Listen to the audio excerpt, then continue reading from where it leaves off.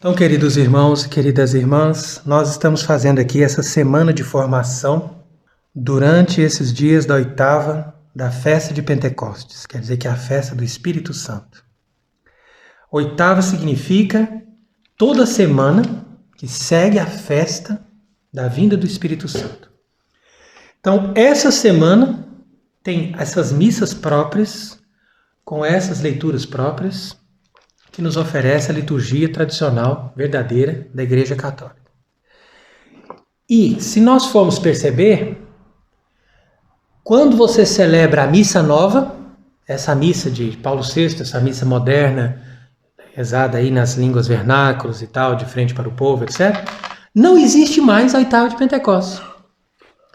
E isso é interessante porque eles falam tanto do Espírito Santo, de valorizar o Espírito Santo, de ter os carismas, né, de ter coisas carismáticas, mas chega na hora de celebrar a liturgia, eles não querem colocar ali a oitava de Pentecostes. Agora vamos tentar entender por quê. Vamos tentar entender por quê, porque tudo tem uma lógica. Nada eles tiraram ou acrescentaram na liturgia sem uma finalidade.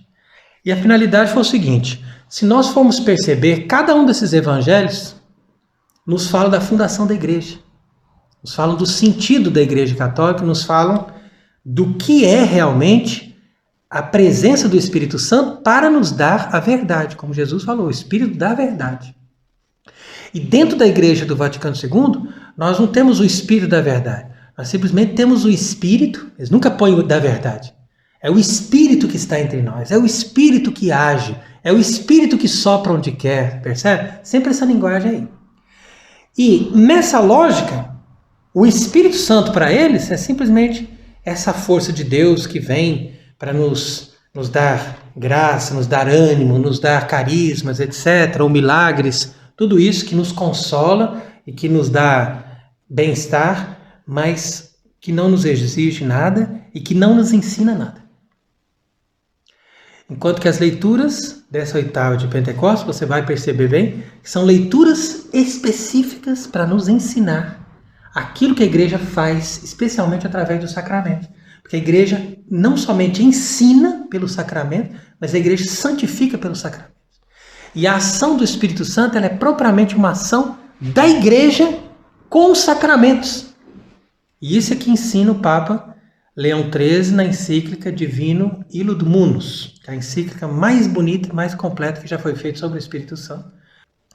Então é nesse sentido que nós vamos encontrar a semana da festa de Pentecostes como uma das semanas mais ricas que a liturgia nos oferece para a nossa espiritualidade, para a nossa edificação. Que ali está realmente o que é o Espírito Santo, o que ele faz, por que ele está ali sendo derramado na igreja, com que finalidade, tá vendo? Então essa santificação, essa efusão e essa presença do Espírito para nos dar, pelos sacramentos, a união com o verdadeiro Deus. Então aqui fica fácil a gente entender por que eles tiraram a oitava de Pentecostes da liturgia moderna, não existe mais isso. Eles caem direto. Você vê ali a festa do Espírito Santo no dia seguinte, segunda-feira, depois de Pentecostes. Uma coisa assim, morta, normal. Não tem mais nada a ver. Entendeu? Esquece, não, o Espírito Santo veio ontem, acabou. Enquanto que não, a gente tem que passar toda semana celebrando a festa do Divino Espírito Santo para cair na festa da Santíssima Trindade, que é a consumação de tudo, terminando o tempo pascal. Percebe? Aí que termina o tempo pascal. E não do dia seguinte, celebrou o Espírito Santo, no dia seguinte acabou o tempo pascal, acabou tudo, é uma segunda-feira normal, não é mais a segunda-feira depois de Pentecostes, concorda? Então, tudo inverteu. Por quê? Porque se volta para o homem. Entendeu? Não é que a religião verdadeira não se volta para o homem. Ela se volta, mas ela primeiro vem de Deus. Agora, a religião humana que eles produzem hoje em dia, ela se volta para o homem e ao invés de vir de Deus, ela simplesmente manipula as coisas que são presentes na verdadeira religião conforme os interesses deles. Isso aqui é bonito, isso aqui é interessante, isso aqui é bom. Não, isso aqui não, isso aqui é muito forte, isso aqui fala de certas coisas que incomoda. Então você tira, entendeu? Então quer dizer que não necessariamente eles investem na heresia. Eles têm interesse de tirar certas coisas. Fala, não, tira isso, tira aquilo outro. E é muito pior. Porque a heresia você percebe mais facilmente. Ó, você colocou uma coisa aqui, vamos supor que você está na sua sala. A sua sala tem muita coisa, decoração, tem coisas bonitas ali, uma sala maravilhosa, riquíssima, belíssima, com muitas coisas. Se alguém chegar lá e colocar um balde azul em cima de uma mesa, você vai falar, quem colocou esse balde, essa coisa suja aqui em cima dessa mesa? Tira isso, entendeu? É a presença da heresia. É fácil de você localizar. Agora, tem lá uma imagem belíssima de marfim que trouxeram para você de um presente, que trouxeram de uma viagem do estrangeiro, uma coisa maravilhosa, e colocaram no cantinho da sua sala. E alguém vem e tira aquela imagem. Dificilmente você percebe. Percebe? Você não consegue saber que aquela imagem não está ali, porque você acostumou mais ou menos com aquele ambiente. Somente um dia que alguém falar assim, não, vamos limpar alguma coisa, você fala, mas cadê aquela imagem que eu tinha? Aí é muito difícil você perceber uma coisa que ele vai ali sorrateiramente e tira. E essa que é a lógica da falsa religião moderna. Eles tiram isso, tira aquilo outro. Quando você percebe, não, eu já tirei porque eu achei que era melhor, coloquei em tal lugar, depois a gente põe de novo e assim vai enganando, entendeu? Quando vê, aquilo ali já não é mais a mesma sala. Então, isso faz parte desse método para destruir, porque o catolicismo não é somente uma religião que é católica por causa que é destinada a todos os seres humanos, mas ela é católica porque ela guarda todo o depósito da fé. E o depósito da fé também abrange a tradição litúrgica, porque isso veio dos apóstolos. Isso aí não é alguém que chegou ali e inventou. Não, isso aí já os apóstolos falavam assim, não, isso aqui é assim que celebra, tem que ter esse jeito, tem que durar tantos dias, depois é que termina o tempo da Páscoa. Por quê? Porque isso vinha do Antigo Testamento. Agora, você vai lá no Antigo Testamento, tinha a festa de Pentecostes. E ele celebrava a festa de Pentecostes em quantos dias no Antigo Testamento? Uma semana. Todas as grandes festas, a Páscoa, Pentecostes, Tabernáculos, são as festas do Antigo Testamento, sempre celebradas em uma semana. Tem um grande dia, depois tem uma semana de celebração, depois tem a oitava. Isso veio lá do Antigo. Mas não, quando você vai demolir, você tira tudo. Então, a presença do Espírito Santo na igreja é que torna a igreja a verdadeira e única igreja de Cristo. E esse Espírito Santo se caracteriza, não é porque ele faz milagre ou não faz, porque a gente está sempre explicando isso. O espírito maligno também faz milagre, é igualzinho o Espírito Santo. Não tem diferença. Então, para você saber se é o Espírito Santo ou se é o espírito do demônio, não é pelo milagre, é pelos frutos. E você vai ver se aquilo vai levar a pessoa a crer em Deus e a se unir mais a Deus, ou simplesmente a se dispersar e fazer qualquer coisa. Por isso que é interessante que eu estava contando aqui, que a gente celebrava essas missas novas, missa carismática e tal, e vinha 1.500 pessoas. Tinha dia que eu passava 1 hora dando comunhão. Imagina, porque eu não queria que os ministros da Eucaristia, aí ficava dando comunhão, um por um. 1 hora. Aí depois falava, não, missa de 2h30, tá vendo? Então, isso é uma graça, é o Espírito Santo que estava ali, era um Pentecostes, era uma coisa maravilhosa. Depois de alguns anos que eu parei de fazer esse teatro todo aí, eu chegava lá no mesmo lugar dessa paróquia, que eu fui pároco ali 3 anos, celebrei ali essas missas, chegava no mesmo lugar, aquelas pessoas não tinham desenvolvido nada, pelo contrário, tinham regredido, outros tinham largado a igreja, outros estavam no vício, outros, ao invés de ter melhorado, parece que estavam piores e com aquelas roupas cada vez mais imodestas. A outra já tinha se separado, a outra que eu tinha casado já não estava mais vivendo, a outra que a gente tinha batizado já nem frequentava mais, já tinha virado protestante. Então você fala assim, mas peraí, mas eu juntava ali cada semana 1.500, 2.000 pessoas. O que aconteceu com todas aquelas pessoas? Cadê o Espírito Santo que estava ali? Percebe? Não tem efeito. Porque aquilo ali não é o verdadeiro catolicismo. Não era o Espírito Santo, quer dizer, é simplesmente um momento de emoção. Um momento agradável. Ele me curou. Mas quem? Quem curou? Ou foi a própria sensibilidade da pessoa que se sentiu bem e foi curada, ou foi o próprio demônio que agiu ali. O espírito maligno age assim na igreja? Age também. Por quê? Qual que é o objetivo dele? O objetivo dele é confirmar as pessoas numa religião falsa. Aí ele fala, não, me curou, então é sinal que aquela religião tá boa, que aquele Papa é verdadeiro, que aquela missa é boa, que tudo que está ali está ótimo. Sendo que, na verdade, aquilo não passa de uma enganação para absorver as pessoas e enganar as pessoas. Então, até são mais felizes aquelas pessoas que abandonam, que depois não querem saber de mais nada. Porque aquelas que perseveram, essas acabam se tornando piores. Piores. Porque elas perseveram naquilo e cada vez ficam mais loucas e mais afastadas do verdadeiro Deus. Então, se a gente já renunciou todo esse carismatismo e toda essa coisa dessa devoção e desses sentimentos que fazem parte dessa igreja que foi fundada a partir de 1965, né, quando se instalou ali no Vaticano o Concílio Vaticano II, ou seja, uma nova igreja, então nós temos que reconhecer o nosso erro e nos purificar disso e buscar as fontes do verdadeiro catolicismo.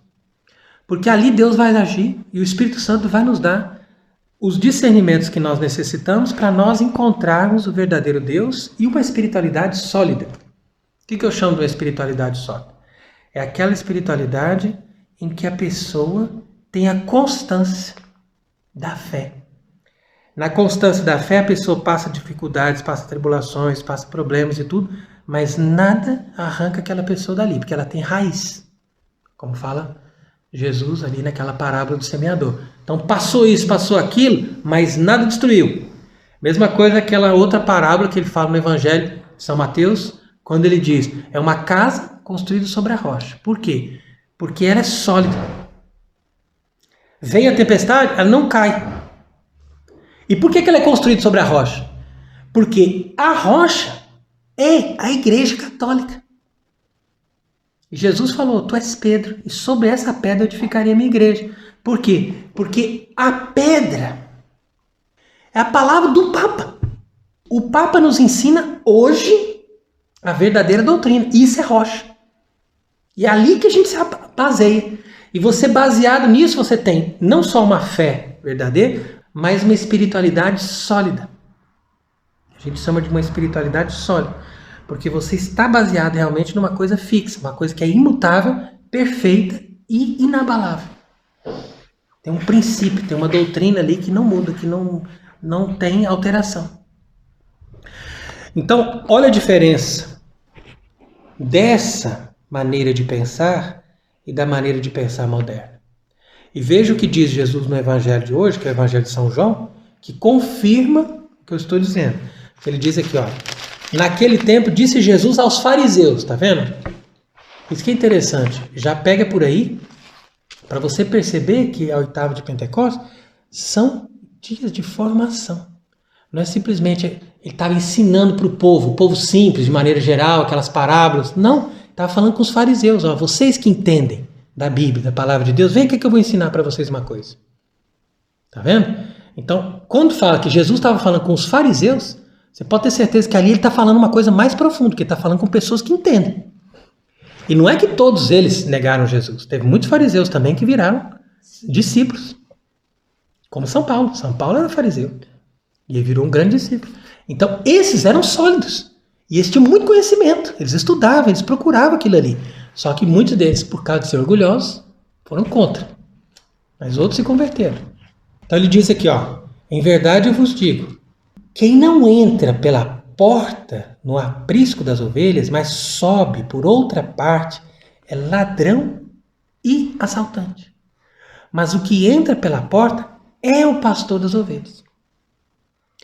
Então, aqui nós já temos uma frase que nos remete a um pensamento muito importante, que Jesus está nos dando aqui uma figura de uma porta.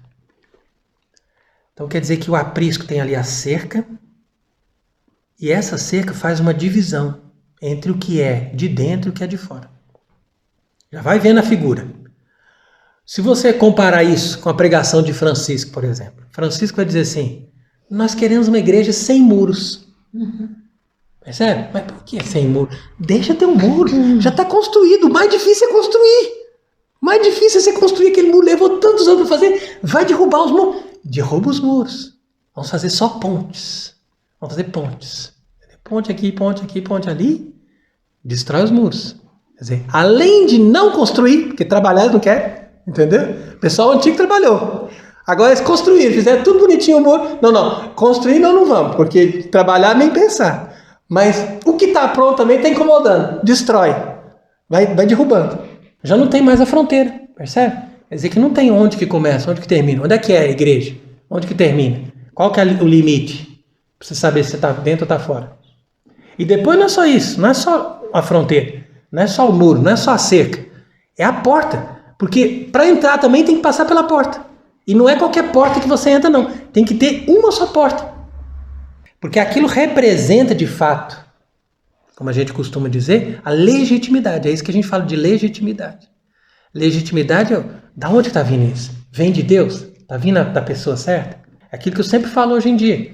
Quando eu vou explicar para as pessoas, mas você está frequentando qual igreja? Está frequentando isso por quê? Está frequentando essa missa por quê? Mas isso aqui é legítimo? É legítimo? Como é que você sabe que é legítimo? Se a pessoa passou pela porta. Como é que eu posso me apresentar hoje como um padre, um sacerdote legítimo da Igreja Católica? É só dizer para as pessoas, gente, eu estou vindo aqui passando pela porta. Ah é? Qual que é a porta que você entrou?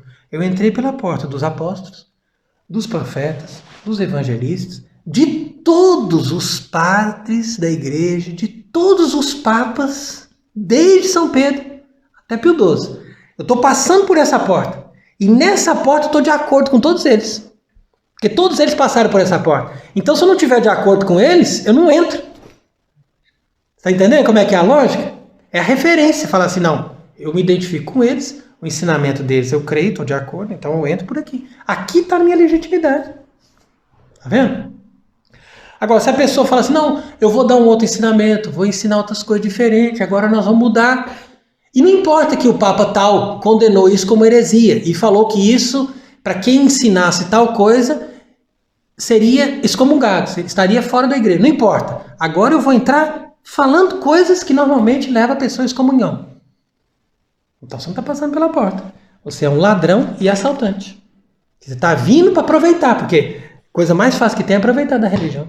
Concorda? Imagina a vantagem que você tem. Você pega todos esses templos. Tem muitas igrejas, tem muito dinheiro, tem muita gente que vai gastar ali. Vamos aproveitar disso. E ele passou pela porta? Ele é bispo? Bispo da onde? Quem que fez ele bispo? Quem que colocou a mitra na cabeça dele? Em nome de quem? Em nome de qual religião? Em nome de qual doutrina? Tá percebendo? É tudo muito simples. E a linguagem de Jesus é direta. Não tem assim, não, peraí que eu vou te explicar, eu vou escrever um livro de 300 páginas para poder dar as causas. Não, tá aqui. Ó. É uma frase. Quem passa pela porta é o pastor. Agora, quem não passa pela porta é ladrão. O que você faz com ladrão? Você põe para sentar na sua casa? Ó, senta aqui, ladrão. Vamos tomar um cafezinho. Seja amigo. Ó, não rouba não, hein? Tô vendo que você é ladrão, mas ó, não rouba, por favor. Nós estamos sendo amigos. Cafezinho e depois ir embora, sem roubar. Tá? Impossível. O sujeito tá ali para roubar. Fala, tá bom, pode ficar tranquilo. Depois do café você dorme um pouquinho, que eu vou embora em seguida. Não se preocupe. Até que você olha ali, já foi tudo. Então é simples, olha. Aqui vai Jesus explicando. A este o porteiro abre, e as ovelhas ouvem a sua voz. Então o porteiro é quem? O porteiro é o Papa. E o Papa abre por causa disso, porque ele recebeu a chave para abrir e para fechar. Ele fecha para quem tem a falsa doutrina e abre para quem quer passar pela porta. Então, por isso que todos os pastores da Igreja Católica verdadeira, tá vendo que eles não gostam desses evangelhos? Isso aqui está tudo omitido na missa nova. Você não vai achar esse evangelho na Igreja Nova. Eu desafio a pessoa para ver o dia do ano que eles vão ler esse evangelho e ainda vão explicar isso aqui. Olha, vamos explicar agora. Entendeu? Não tem. Você pode procurar, não tem. Eles não tiram, não é só a oitava de Pentecostes ou uma festa de um santo ou de outro. Eles tiram tudo. Fala assim, não, esse evangelho aqui não pode nem chegar lá. Porque as pessoas vão começar a entender certas coisas contra nós. Entendeu? Eles tiram mesmo. E aí vem aqui o que acontece. Ó. As ovelhas ouvem a sua voz. E as ovelhas chama pelo seu nome. E as tira para fora. E depois que tirou para fora as suas ovelhas, vai adiante delas. E as ovelhas seguem-no porque conhecem a sua voz. Tá vendo? Então, essa figura também é interessante aqui, e isso tem a ver também com a festa do Espírito Santo, dessa ideia do pastor levar as ovelhas para fora do aprisco para apacentar. Então, esse para fora do aprisco, obviamente que não é para fora da igreja. Até agora nós estamos falando do aprisco como lugar fechado ali, que representa a igreja como uma instituição que tem os seus limites, né? Então, por isso que diz o Salmo 121, veja que interessante o Salmo, quando diz que vem a paz dentro dos seus muros. Fiat pax in virtute tua. Então quer dizer, que habite a paz dentro dos teus muros. Por causa disso, porque a igreja está ali com seus muros, com a sua defesa, né? Mas o pastor levar as ovelhas para apacentar fora do aprisco, o que é isso? Isso é uma figura belíssima. Isso aí é onde nós entramos na doutrina espiritual. Porque uma coisa é eu dar o alimento básico do dia a dia. Outra coisa é levar as ovelhas para apacentar nas montanhas. Já viu o queijo da ovelha que você tem lá na montanha? É outra coisa, né? E esse queijo das montanhas quer dizer que é a altitude da penetração das coisas espirituais. Você só vai conseguir isso depois que você garantiu a solidez da fé. Tá vendo? Então, uma vez que você tem ali uma coisa bem delimitada, bem garantida, todo mundo está de acordo com a fé, todo mundo está ali dentro dos muros, aí a igreja começa a desenvolver a doutrina espiritual. E isso é um fenômeno que acontece sempre. Você pode observar, sempre que tem um concílio, um grande concílio, depois de uma grande polêmica doutrinária, aquela coisa sofrida, falar, uns ficaram de um lado, outros ficaram do outro, uns foram excomungados, mas a igreja estava ali e o Papa estava ali. Aí você tendo um Papa, pelo menos você sabe onde é que está a igreja. E essa que é a vantagem do Papa, porque não é a quantidade que faz a igreja católica. Quando você venceu os arianos no concílio de Nicéia, por exemplo, tinha mais de 300 bispos. Os bispos católicos era pouco mais de 20. Mas era ali que estava a igreja católica, porque o Papa estava ali. Tá vendo? Então sempre é assim que a igreja vence. A igreja vence com o Papa, claro, verdadeiro, e com a verdadeira fé. Uma vez que garantiu a verdadeira fé, aquilo depois leva um estouro de santidade, de desenvolvimento de vida espiritual. É o fenômeno do Espírito Santo. Então a mesma coisa, primeiro vem a batalha. A batalha foi a cruz. Depois vem o estouro da Pentecostes. E aí vem a vida espiritual e todos vão recebendo o Espírito Santo. Mas primeiro tem que vencer a batalha ali. Presta atenção, por exemplo, quando teve o Concílio de Trento. O pessoal dizia, não, os protestantes vão acabar com a fé católica. O catolicismo vai desaparecer. Tem lugares inteiros, países inteiros, que não tem mais a fé. E quando entrou na Inglaterra, então, que era um país catolicíssimo, e aquele rei péssimo, ele tirou para fora o poder do Papa e fez uma igreja protestante ali, a igreja anglicana. Então todo mundo dizia, vai acabar o catolicismo. E veja o que aconteceu 200 anos depois. O que foi a explosão do catolicismo na Inglaterra? Que eles tiveram que fazer alguma coisa, falaram, não é possível, temos que fazer alguma coisa, dar uma liberdade, qualquer coisa, porque nós não conseguimos mais segurar isso, nós não conseguimos mais proibir. Se eles não tivessem feito o Vaticano II, a Igreja Católica tinha dominado realmente o mundo inteiro, porque nem o protestantismo mais radical, nem o comunismo mais violento conseguem destruir o catolicismo quando a gente tem um Papa. A gente tem um Papa, é forte demais a fé católica, o poder da fé católica, o poder do Espírito Santo. Então, depois do Concílio de Trento, houve um grande fenômeno de crescimento da fé, da espiritualidade, da força espiritual no mundo inteiro. Não é verdade? E ali você teve o quê? Grandes santos, como Santa Teresa mesmo, Santa Teresa de Jesus, São Vicente de Paulo, São Felipe Neri. E assim foi o século XVI, imagina. Impressionante. Depois, crescimento de grandes ordens religiosas, nascimento de novas ordens religiosas, São Francisco de Sales. Vai imaginando, tudo aquilo ali explodiu. E o protestantismo falou, não, nós vamos acabar com o catolicismo. Acabou nada. Pelo contrário, fez aquilo tornar mais forte. Então, é isso que Jesus está dizendo aqui. Você tendo a fé, tendo o aprisco ali bem delimitado, depois o pastor verdadeiro ele leva as ovelhas para pastar numa pastagem mais alta. Leva para fora. Quer dizer, para as alturas do espírito, para as alturas de uma verdadeira espiritualidade, da verdadeira contemplação. Agora, ele diz em seguida, mas não seguem o estranho. Antes fogem dele, porque não conhecem a voz dos estranhos. Então isso aqui é muito bonito, porque apesar de que muitos de nós caímos, infelizmente, nesse engano, nessa apostasia dessa igreja moderna, depois que a gente se converte também, a gente já percebe rapidamente. E quando vê uma voz do estranho, fala, não, essa voz aqui não é do verdadeiro pastor. Porque não importa que existam 100 mil sacerdotes, não importa que existam 50 bispos naquele lugar. Se você conhece a verdadeira voz do pastor, que é Cristo, você reconhece em cada pastor se ele é Cristo ou se ele é um estranho. Se é Cristo que está falando nele, ou se é um estranho que está falando nele. Essas são as ovelhas. E não precisa da pessoa ter muito conhecimento. Basta que ela esteja realmente afinada com o Espírito Santo. Porque com esse espírito de discernimento as pessoas reconhecem. Perceba, por exemplo, na década de 60, tinha muitas pessoas antigas que viviam ali, que elas olhavam assim e falavam, não, isso aqui não é igreja católica, não, isso aqui está errado, não, essa missa nova eu não participo. E ninguém ensinou para elas. Eram pessoas simples, pessoas do campo, pessoas assim que mal tinham conhecimento, mas eles sabiam a forma da fé. Eles sabiam, essas pessoas guardavam realmente a fé. E eram pessoas assim simples, humildes. Eu lembro até de uma pessoa me contar aqui em Portugal que o pai dela, né, que era assim um agricultor, um homem do campo, ele juntava os filhos no fim do dia e ensinava a doutrina. Ensinava, é assim que é por causa disso. E tinha um livro, imagina, ele tinha um livro, aqueles livros velhos, assim, com aquelas páginas arrancando, mas que dizia ali, cada página, e o livro não precisa ser muito grande, mas ele repetia aquele livro várias vezes, sempre falando das mesmas coisas, as mesmas doutrinas, para aquilo entrar na mente, no coração daquelas crianças. E aquelas crianças não esquecem, porque é o pai que ensinou aquilo. Imagina? E esses que tinham a verdadeira fé. Esses são verdadeiros católicos.